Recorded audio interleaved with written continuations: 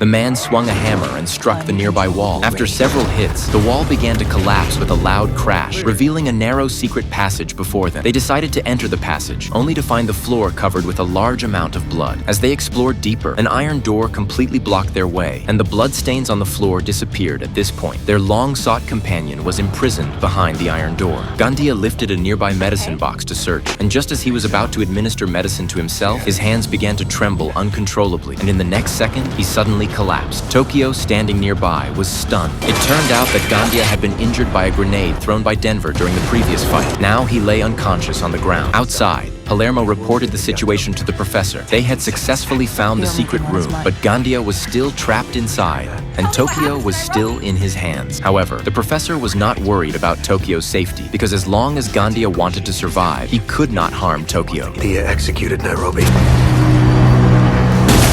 Upon hearing the disastrous news, the professor fell to his knees. He never imagined that his meticulously planned heist would fail to protect his teammates. Nairobi had been killed, Tokyo captured, his girlfriend was in the hands of the police, and their comrades were still trapped inside the bank. The situation had spiraled far beyond his expectations. All plans had gone off track, yet he had to pull himself together and could not betray the trust of his teammates. At this moment, the professor felt no pain at all, like a machine detached from emotion. Meanwhile, outside, the police made a new move. Armored vehicles slowly approached the bank, and the authorities began a new round of assault. Special forces armed with weapons advanced toward the bank, but at that moment, the bank's doors suddenly opened. People carrying boxes emerged from the bank, leaving the police outside completely dumbfounded. A large crowd of citizens and journalists watched in shock. No one could have expected that the professor's counterattack had already begun. Immediately after, the professor launched a second missile. The streets of Madrid were plastered with posters of Rio. The professor uploaded a video online and sent it to major media outlets, in which Rio described the extraordinary treatment he had received from the intelligence agency while in captivity. This completely baffled the police. Media coverage was saturated with negative reports about them. The public began to sympathize overwhelmingly with the robbers inside, while the police became the target of public contempt. Not only would their next tasks become extremely difficult, but they might even risk losing their positions.